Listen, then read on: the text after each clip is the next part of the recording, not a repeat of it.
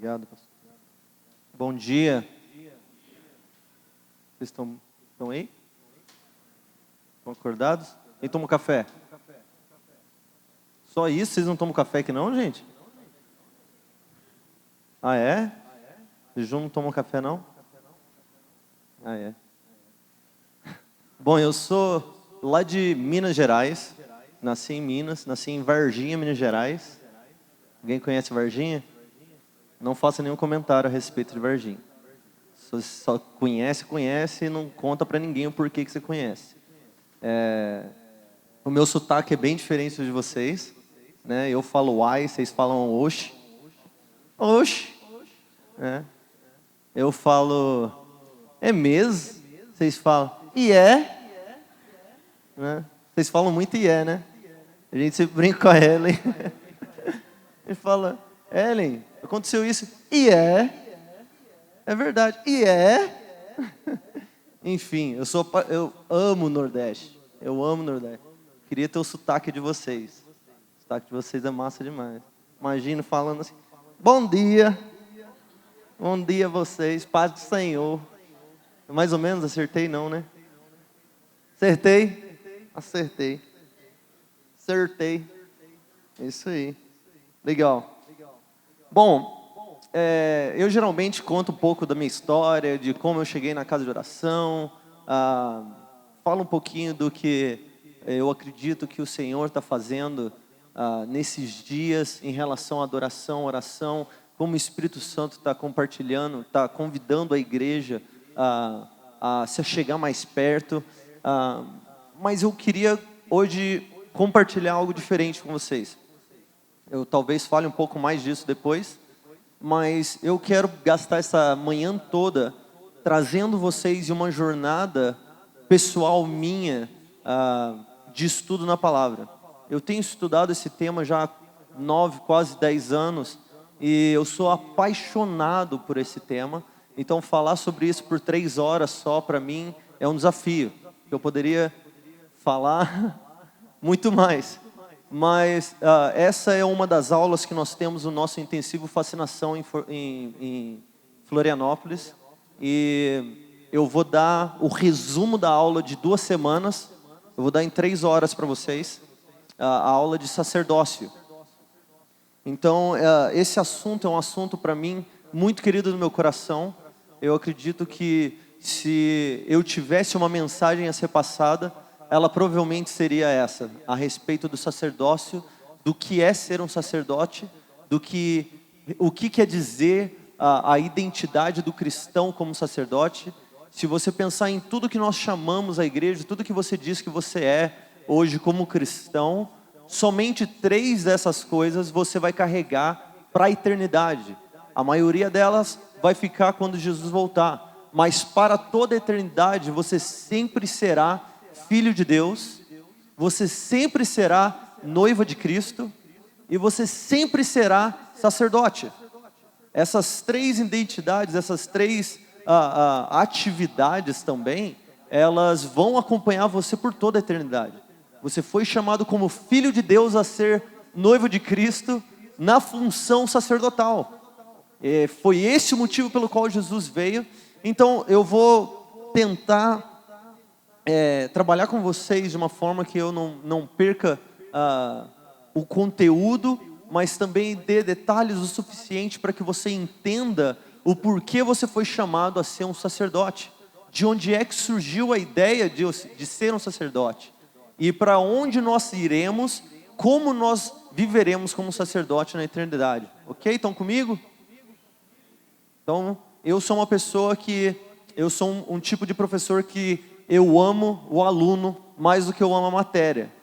Então, isso quer dizer que se eu ver que vocês não estão me acompanhando, se eu vir que vocês estão achando chato, eu provavelmente vou mudar minha matéria para ganhar vocês. Entendeu?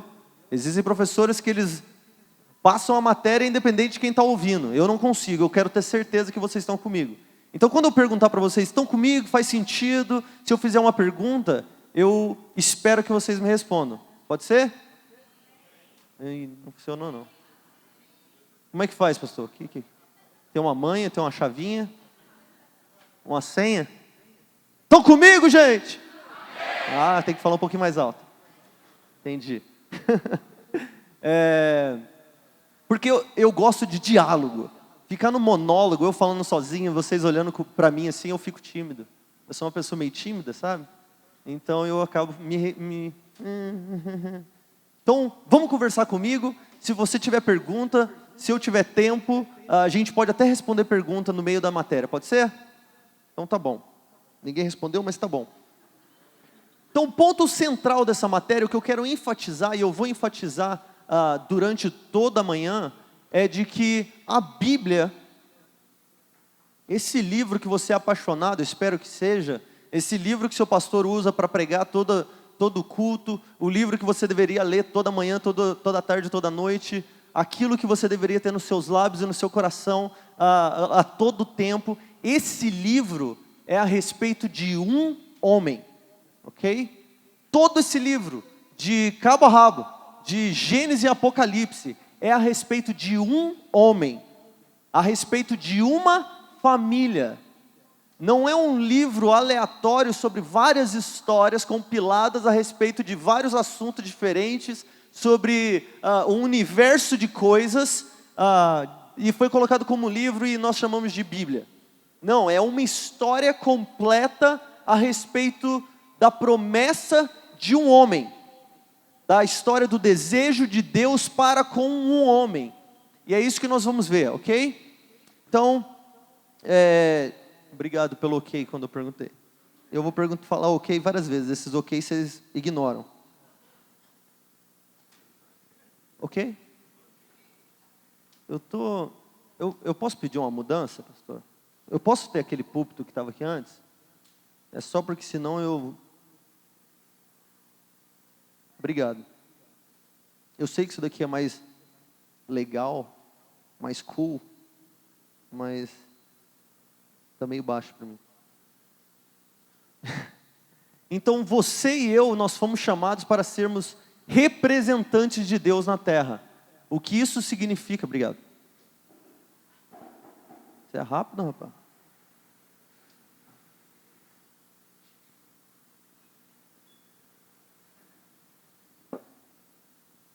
O que isso significa é o mesmo de eu dizer, você foi chamado para ser um sacerdote diante de Deus. Mas enquanto nós estudamos o assunto do sacerdócio, nós precisamos ter certeza que a pergunta a respeito do assunto precisa ser respondida em 3 tempos. E eu sempre, em todos os meus estudos, eu tento responder nesses 3 tempos. Primeiro, como esse assunto era tratado antes do pecado. Okay? Se ele não existia antes do pecado, ele provavelmente se tornou um fruto do pecado. Se o assunto não existia antes do pecado, o assunto, o tema que nós estamos estudando, provavelmente veio em provisão para o pecado, ou resultado do pecado, certo? Então, nós vamos estudar antes do pecado, depois nós vamos estudar depois do pecado. O que é que esse tema, como é que esse tema existia e era tratado depois que Adão e Eva saíram do jardim. Porque provavelmente esse assunto, se ele manteve-se estendido até a cruz, ele provavelmente era um tema que precisava ser tratado pela cruz ou findado na cruz. Está aí tudo bem? E também nós precisamos, o terceiro tempo é o que é que esse assunto, ou como é que esse assunto é tratado pós-cruz. Depois da redenção de Cristo, depois da salvação, da provisão para o pecado, como é que esse tema funciona depois de Jesus. Esse tema deixou de existir porque Jesus já apagou, já fez a provisão, ou apagou. O que é que aconteceu depois da cruz? E algumas vezes, nem sempre, eu uso um quarto tempo que é como é que ele funcionará depois da eternidade, na eternidade, quando Jesus retornar. Esse é um desses temas que ele, em sua completude, ele existe nos 3 tempos. Então nós vamos começar na viagem do tempo lá antes do pecado, no começo de todas as coisas.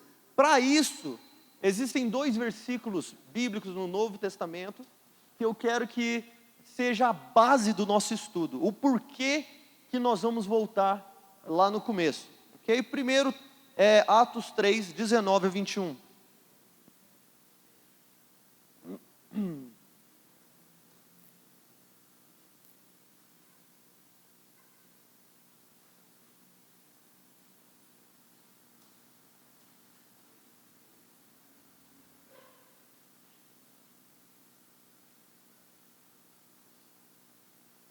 Então o que está acontecendo aqui é que a igreja surgiu, e nós estamos vendo agora Pedro se levantando para falar com a galera a respeito do reino de Deus, a respeito de Jesus e a respeito do arrependimento. E ele, nesse versículo, ele diz o seguinte, ele olha para a galera e ele diz: arrependei-vos, pois, e convertei-vos, para que sejam apagados os vossos pecados, e venham assim os tempos de refrigério pela presença do Senhor.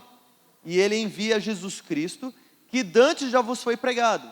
Para aí por enquanto, primeiro ele diz que para que os seus pecados sejam apagados, que é o principal motivo porque ele está pregando aqui, se vocês desejam que seus pecados sejam apagados, vocês precisam arrepender, e vocês precisam converter dos seus maus caminhos, deixar aquilo que vocês desejam na carne, para que então o seu pecado seja apagado, e então você entre no refrigério do Senhor. Esse refrigério é o mesmo descanso, ou sábado, que é pregado em Hebreus.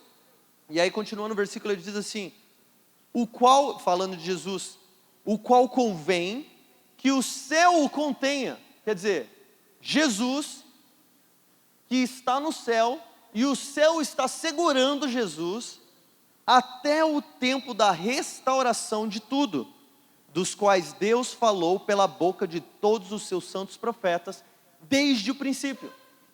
Então existe uma coisa na pregação de Pedro, que me chocou a primeira vez que eu li esse versículo, e eu realmente parei para pensar, de que ele estava chamando ao arrependimento por causa dos pecados, mas ele diz, para que então você entre no refrigério de Jesus, com a presença de Jesus, que está preso nos céus, entre aspas, que está aguardando nos céus, até o tempo da restauração de todas as coisas. Então esse versículo para mim, ele fala algumas coisas. Vamos ler o próximo versículo que eu falo, aí a gente comenta o que eles estão dizendo. O próximo é Efésios 1, 9 a 10. E eles têm mesmo que meio um tema em comum. É também falando a respeito dos planos de Deus, ou os planos do coração do Pai, para que todos possam experimentar Jesus também. E ele diz assim, descobrindo-nos o mistério da sua vontade, quer dizer, a vontade do Pai que antes ninguém conhecia, agora Ele nos fez conhecido. E qual é essa vontade? De que segundo o seu beneplácito, que propuser em si mesmo, Ele vai tornar congregar em Cristo todas as coisas, na dispensação da plenitude dos tempos, tanto as que estão no céu, como as que estão na terra. Então, mais uma vez, nesse versículo ele diz que o plano dele é de congregar todas as coisas em Cristo. O desejo de novamente congregar todas as coisas em Cristo, de existir ou fazer existir tudo e todos em Cristo Jesus. E ele diz, quando é que isso vai acontecer? Na plenitude dos tempos. No versículo de Atos ele diz, no tempo da restauração de todas as coisas. Então, tendo esses dois versículos como base, nós entendemos que existe no calendário dos céus, no calendário de Deus, um dia especial, um dia fixo, onde Deus chama aquele dia de o dia da restauração, ou o dia da plenitude. É o dia onde a história vai chegar no ápice da perfeição para a vinda de Cristo.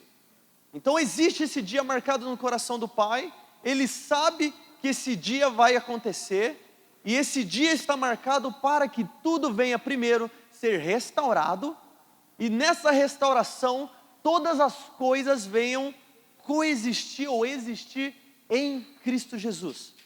Estão comigo até aí? Estou falando muito rápido? Certeza? Sim, né? Se eu não falar rápido, a gente não chega no final, até meio-dia. Vai ter um break, tá, gente? Fique tranquilo. Então, nesse texto nós entendemos que algo está estragado. Se precisa de restauração, algo está estragado, né?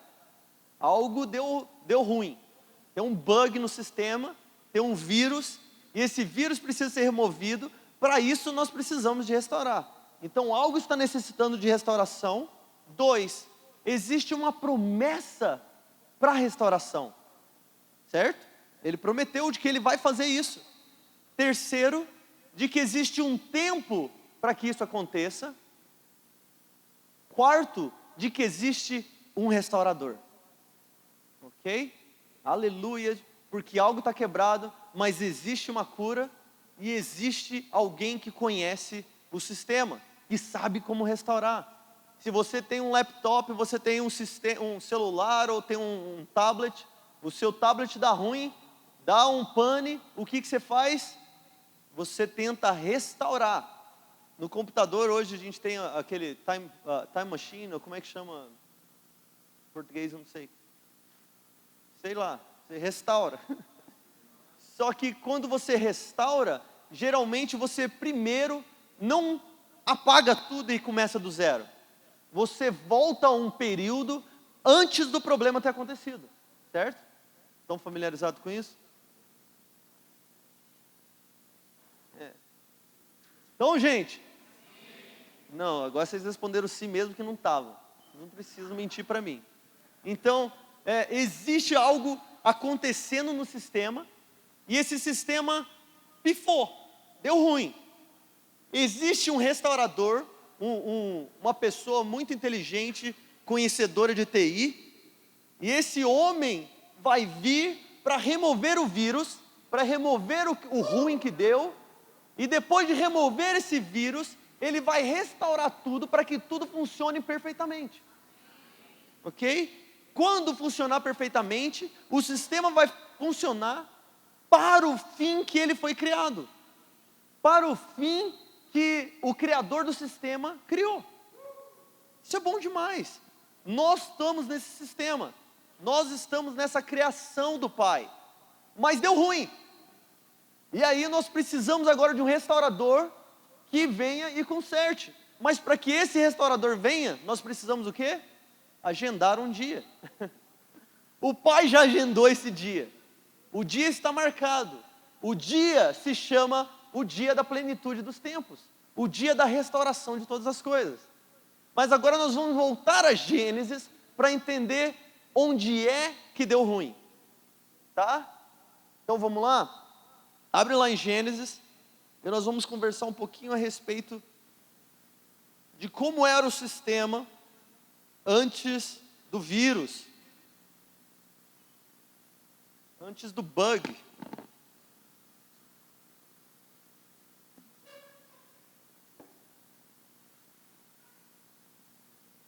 Eu sou apaixonado por Gênesis. Tem mais alguém aqui que ama Gênesis? Toda vez que eu começo a leitura bíblica, eu tenho que começar de outro lugar, eu não posso começar de Gênesis. Porque se eu começo de Gênesis, eu leio Gênesis e volto para Gênesis, depois que eu acabo. Eu não consigo sair de Gênesis. Aí eu começo Gênesis, aí eu chego no capítulo 4, 5, ou talvez até no 14. Chega no 14, eu leio Melquisedeque, aí falo, eu acho que eu preciso voltar a Gênesis 1 de novo. E volto para Gênesis 1 de novo. Então é uma dificuldade passar de Gênesis. Então Gênesis 1 fala a respeito do programa sendo criado, do sistema sendo criado, da criação. Então nós vemos Deus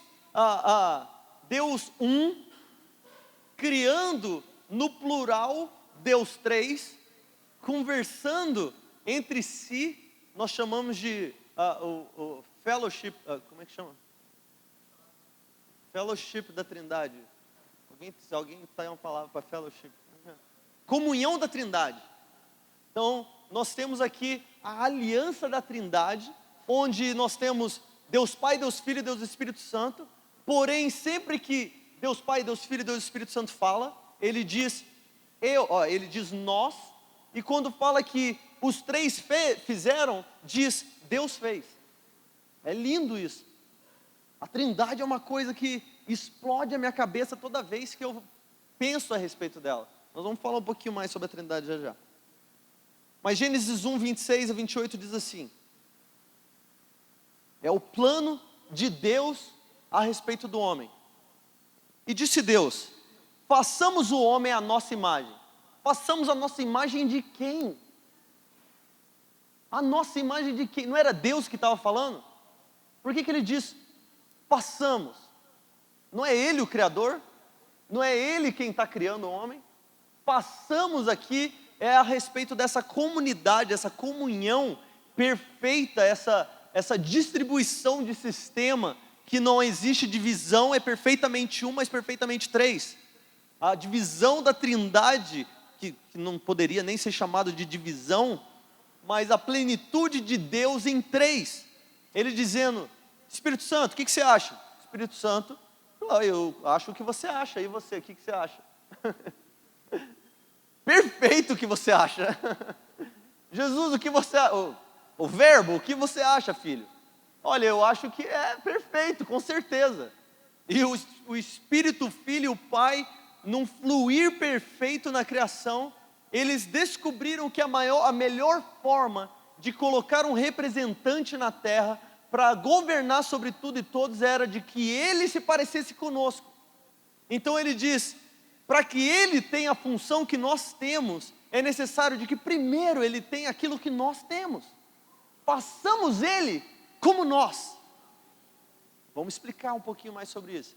Mas na sua essência, ele diz: façamos o homem à nossa imagem. Façamos o homem à nossa semelhança. E façamos o homem governe. Ok? Então eu acho lindo essa maneira que ele conversa. Vamos ler o restante do versículo e a gente volta nisso. Ele diz: façamos o homem à nossa imagem, conforme a nossa semelhança, e domine ele sobre os peixes do mar, sobre as aves do céu, sobre o gado, sobre toda a terra, sobre todo réptil que se move sobre a terra. E então Deus criou o homem à sua imagem, e a imagem de Deus o criou, homem e mulher os criou. E Deus os abençoou e lhe disse: frutificai e multiplicai-vos, e enchei a terra, e sujeitai-a, e dominai sobre os peixes do mar, sobre as aves do céu, e sobre todo o animal que se move na terra. Então aqui é importante entender como e para que Deus criou o homem. Então Deus criou os céus, a terra, os animais, dividiu o mar, criou o sol, criou as estrelas, criou as plantas, as frutas, e ele disse: agora é hora de criar alguém que vá representar a divindade de Deus, representar o governo do reino celeste na terra, naquilo que nós criamos. Então vamos criar um ser, vamos criar alguém que não é Deus, mas também não é um anjo, não é da ordem angelical. Ele precisa ser criado da própria criação, para que a própria criação o reconheça.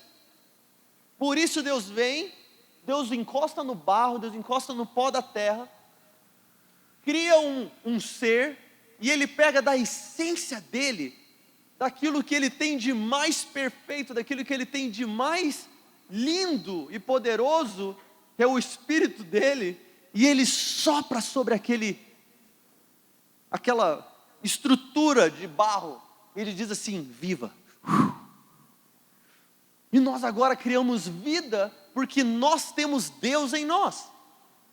E agora aquele ser criado da terra, tem a parte terrena, mas ele recebe uma conexão perfeita da parte do próprio Deus, para que ele próprio possa conectar-se com Deus. Sabe, USB, essas coisas, conexão perfeita.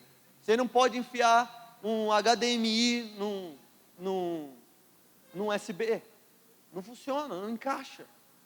Mesmo que encaixasse, a comunicação do cabo USB não é a mesma da comunicação do cabo HDMI, porque a velocidade de ou a maneira que a comunicação passa pela fibra ótica, pelo cabo, não funciona da mesma forma.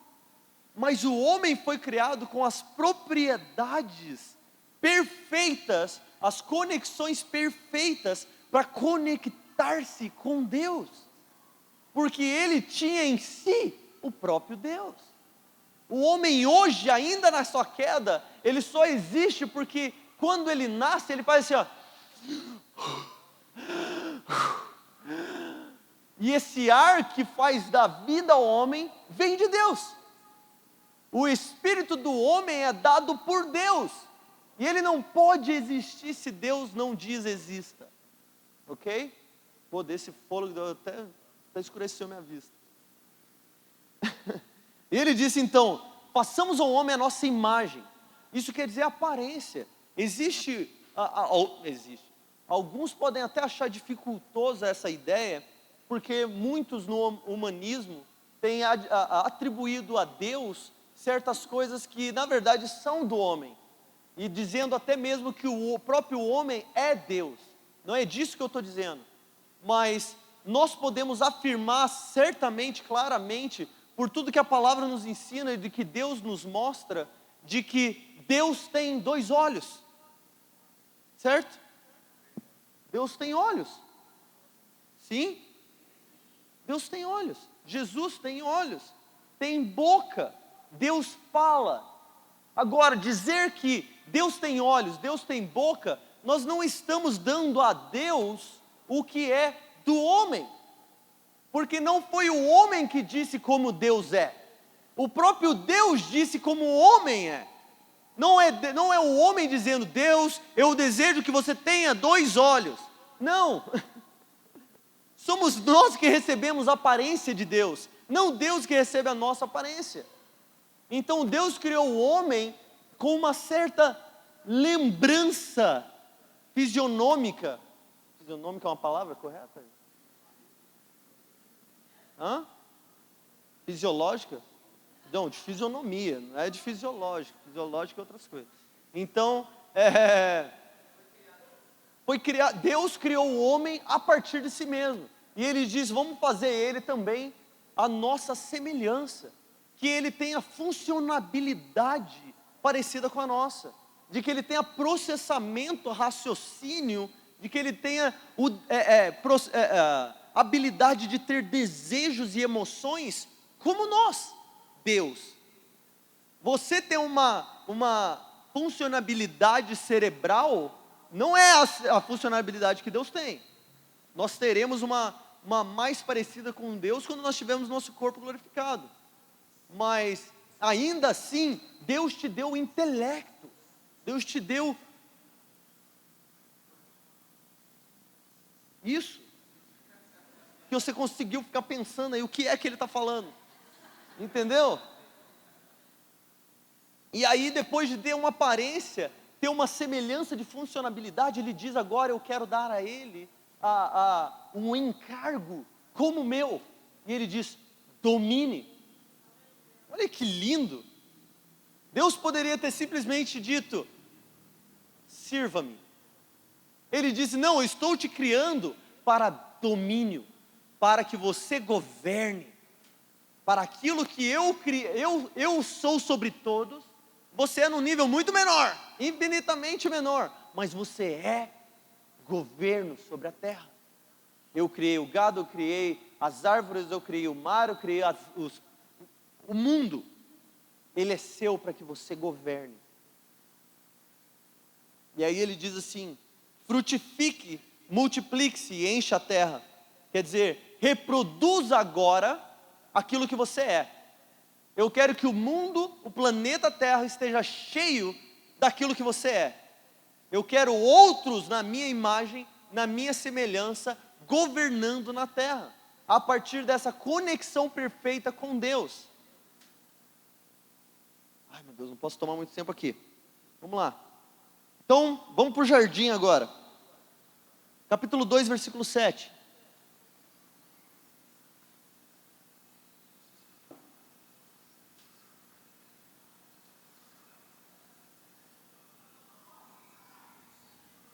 Capítulo 2, versículo 7. E formou o Senhor Deus o homem do pó da terra, e soprou em suas narinas o fôlego de vida, e o homem foi feito alma vivente. Agora o próximo versículo é: e plantou o Senhor Deus um jardim no Éden, do lado oriental, ou no oriente do Éden, e pôs ali o homem que tinha formado. Eu amo esse versículo, porque aqui ela me coloca um tamanho de uma interrogação que eu nunca consegui responder, porque isso é no final da criação. Deus já tinha criado tudo e todos, e aí diz que Deus plantou um jardim. O que é que significa Deus plantar um jardim? Porque em toda a criação diz, Deus fez brotar da terra, Deus fez crescer, e Deus ordenou as águas, produza, e Ele fez do campo fazer brotar animais, Ele fez de tudo, mas aqui no final das coisas Ele diz, e Deus plantou. O que quer dizer isso?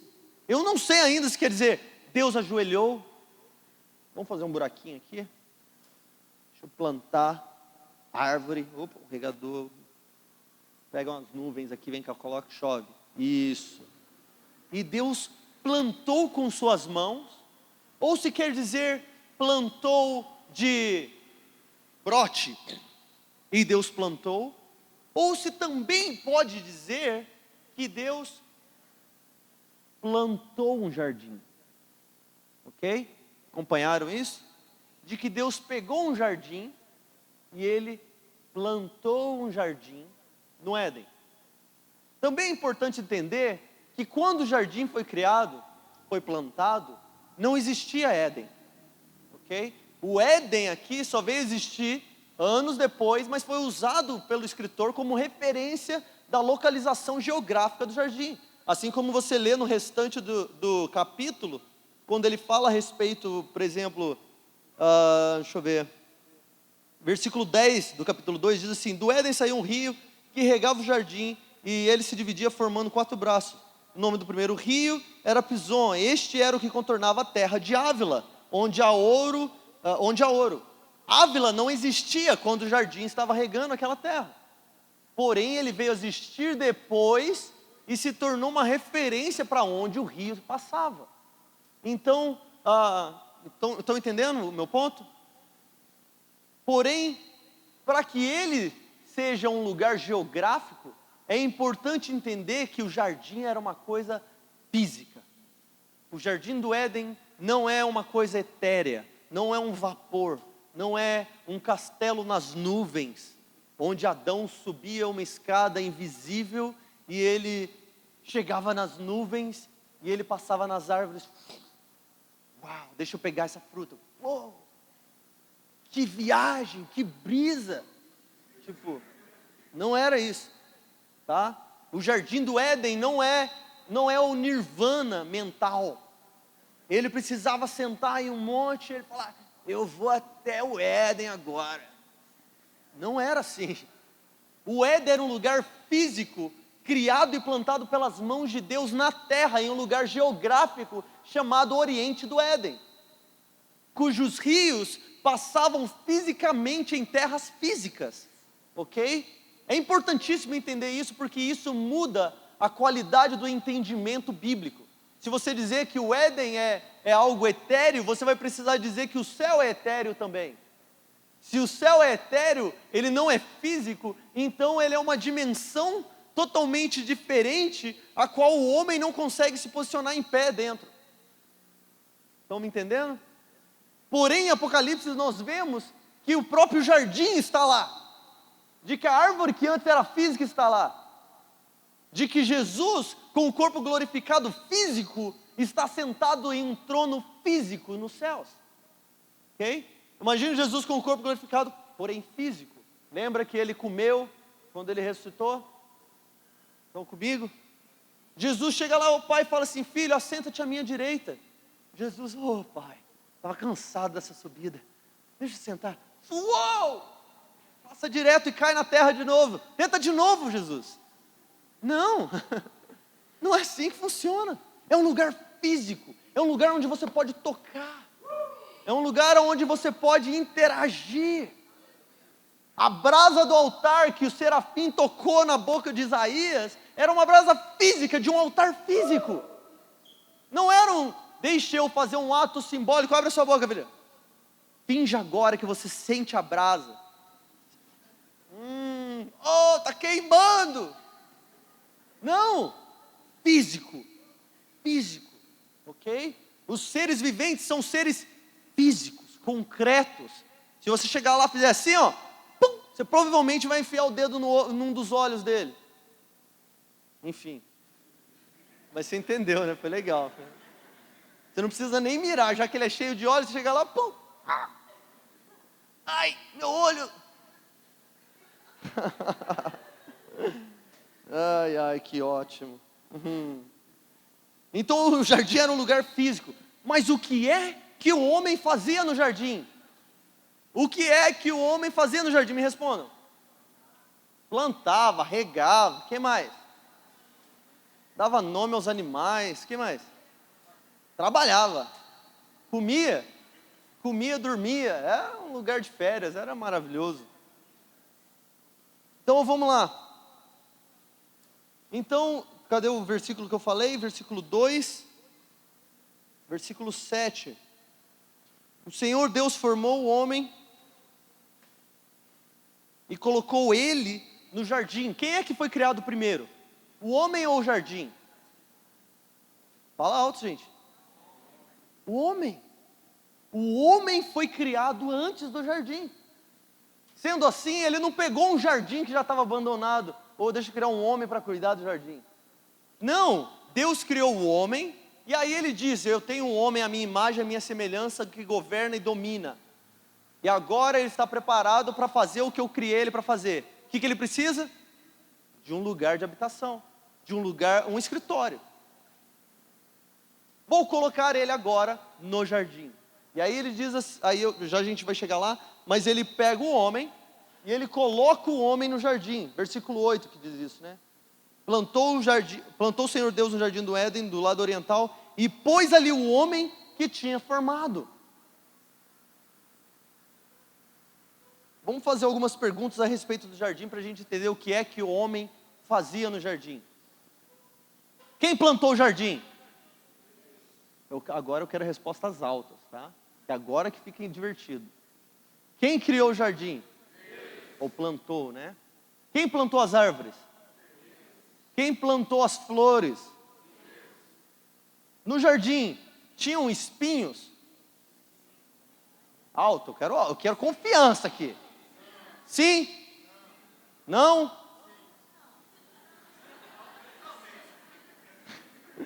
No jardim tinham espinhos, gente?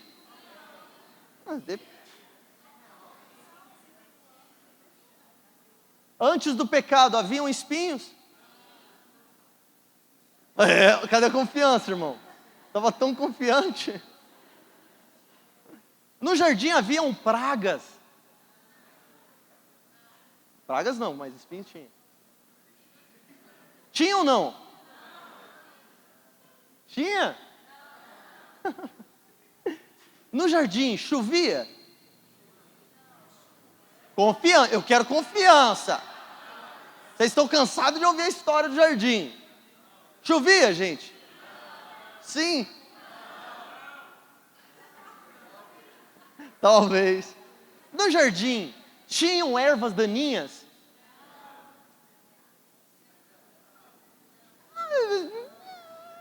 Não. Tinham ervas daninhas ou não? Quem regava o jardim? Quem regava o jardim, gente? Confiança, vamos lá, irmã, quem regava o jardim, irmã? Quem regava o jardim? O homem? Fala.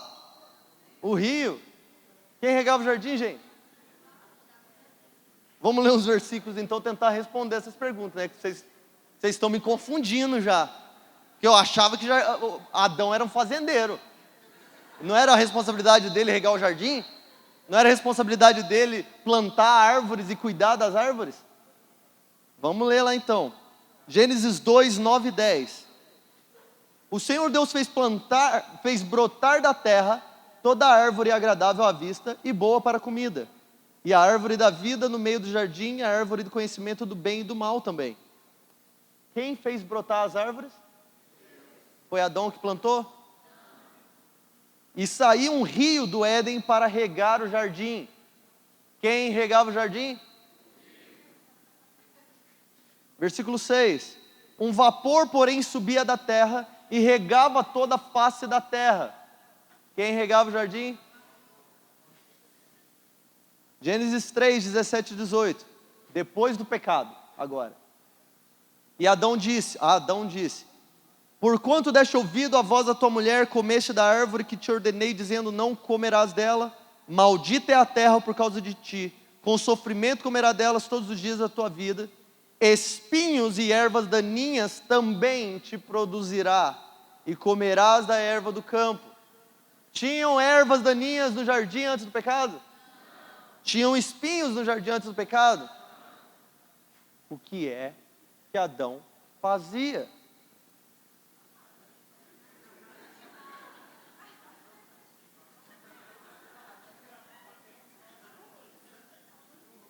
Ué, gente.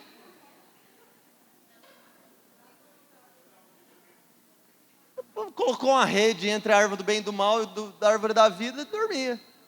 Só isso. Ficava papeando com Eva. Ou ouvindo Eva, né? Vai saber.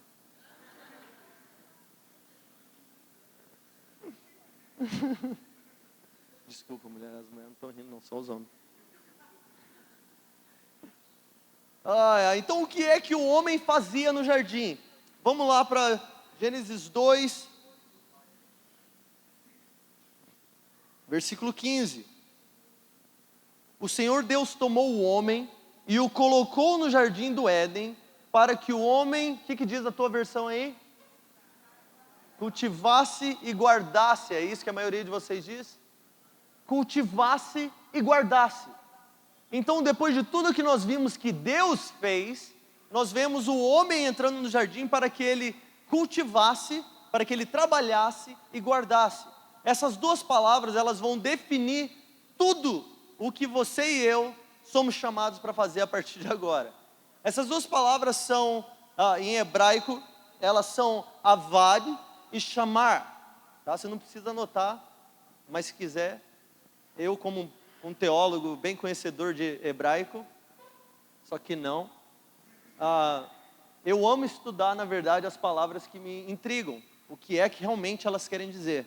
Quando eu estudei essas duas palavras, elas me chocaram, porque essas duas palavras, elas não são somente o que a nossa tradução diz, ou na verdade eu diria que elas são bem diferentes do que a nossa tradução diz. Se vocês estão acostumados a usar concordância, eu geralmente uso a concordância Strong. Eu vou dar para vocês o número da concordância, depois você olha lá para você mesmo. A primeira palavra de lavrar ou de cultivar é avad, e ela é H5647 da concordância. Tá?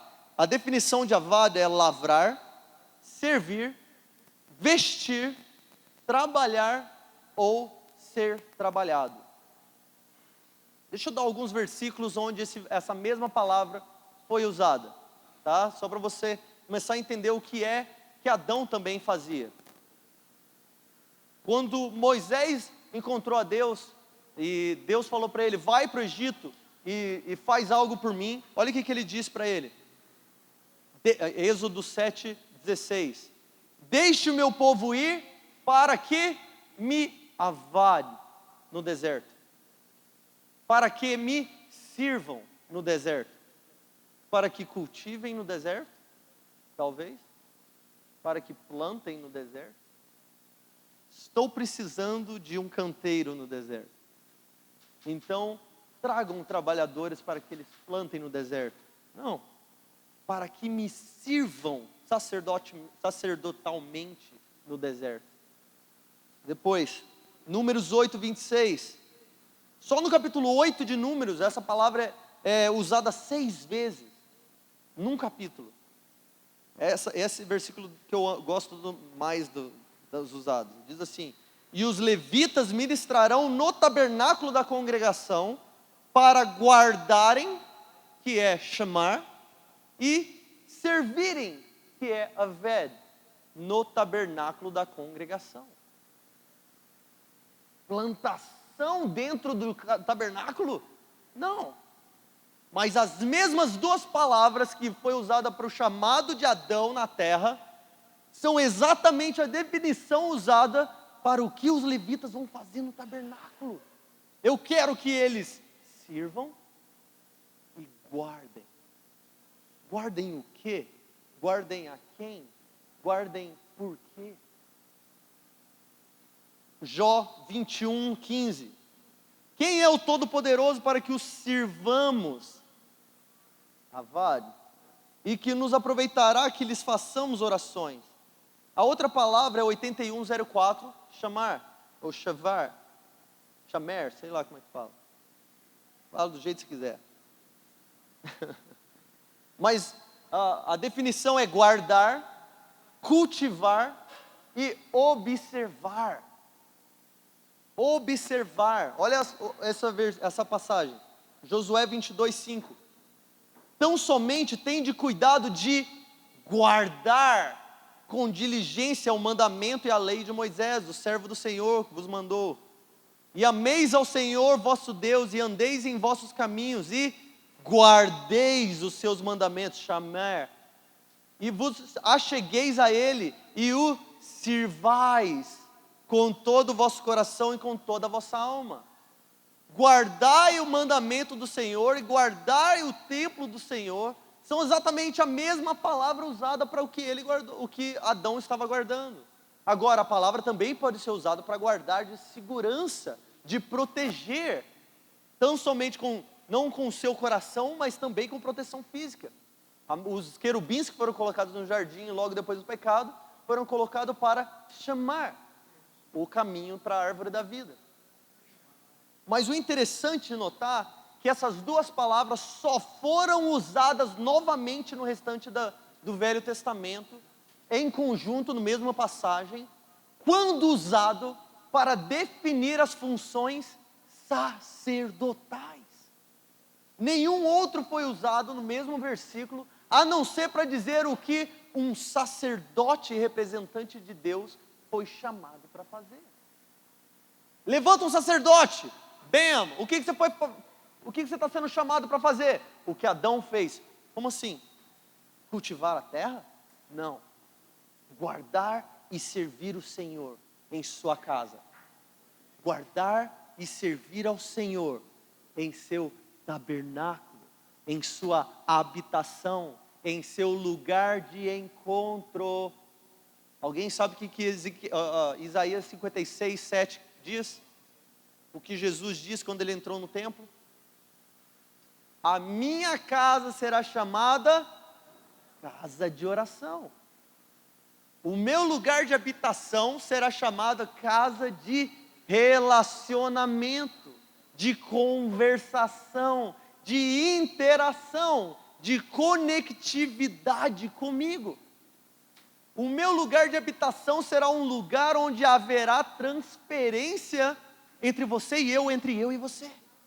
Para isso um sacerdote foi chamado, para guardar as palavras do Senhor e servir a Ele. Ok? Então eu vou tentar agora correr, porque já são 10h34, deveria ter dado o break agora. Deuteronômio 5, 9 e 10, onde essas palavras são usadas em conjunto. Olha o que diz. Falando sobre falsos deuses, que na função sacerdotal falsa também, né? Não te encurvará a elas, as imagens, nem as servirás, porque eu, o Senhor teu Deus, sou um Deus zeloso, que visita a iniquidade dos pais nos filhos, até a 3ª e 4ª geração daqueles que me odeiam. Obrigado. E faço misericórdia a milhares dos que me amam e guardam os meus mandamentos. Deuteronômio 3, 4. Segui ao Senhor vosso Deus e a Ele temei. Guardai os seus mandamentos e ouvi a sua voz, e somente a Ele cultuareis. Olha que lindo a tradução de Aved aqui, de servir, de cultivar, que a gente estava definindo como pazinha e enxada. Somente a Ele cultivareis, somente a Ele servireis. e a ele vos apegareis. Ezequiel 44, 15 a 16, é uma das minhas passagens prediletas na Bíblia, falando sobre os filhos de Zadok. Esses filhos, esses sacerdotes, levitas, que foram chamados por Deus para servir em seu templo em um momento especial. E diz assim: contudo eu os constituí, versículo 15 agora, constituirei guardas aqui a palavra é chamar, é chamer, tá gente?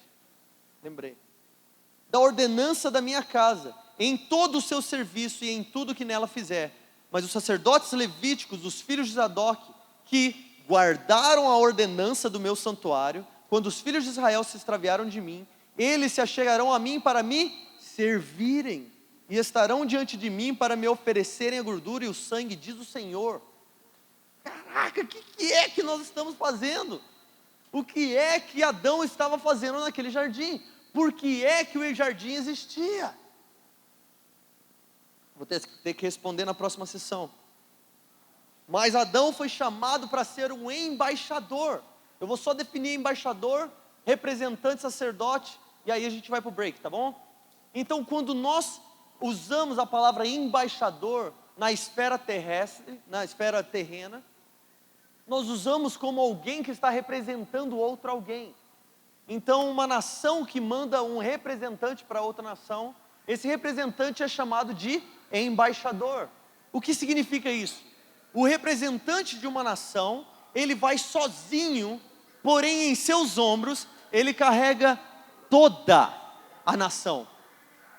Tudo que a nação representa, aquele embaixador carrega em si, tá?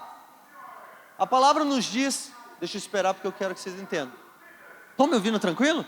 Então tá bom.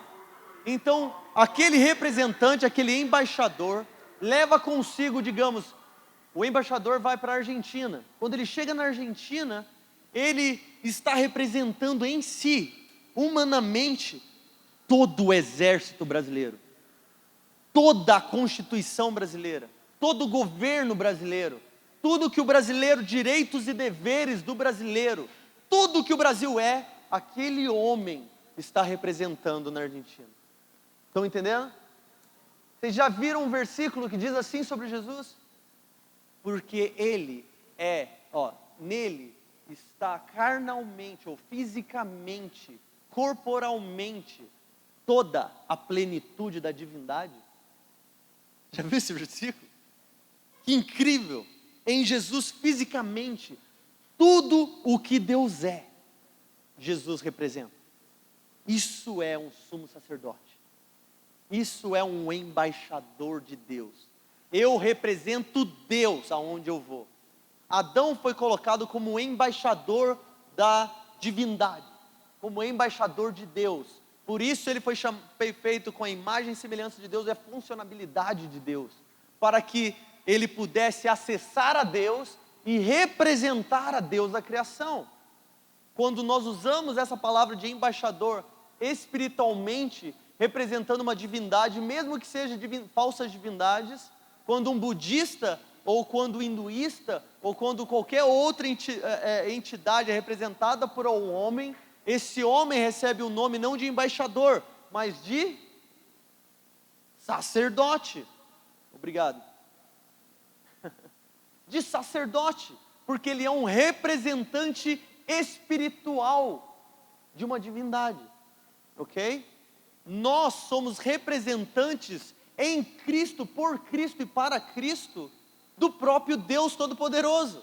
Por isso nós somos chamados de sacerdotes a Ele. Não porque nós fomos chamados para cantar musiquinhas alegres, não porque nós fomos chamados para tomar Santa Ceia, mas porque nós temos em nós a plenitude de Deus pelo Espírito Santo.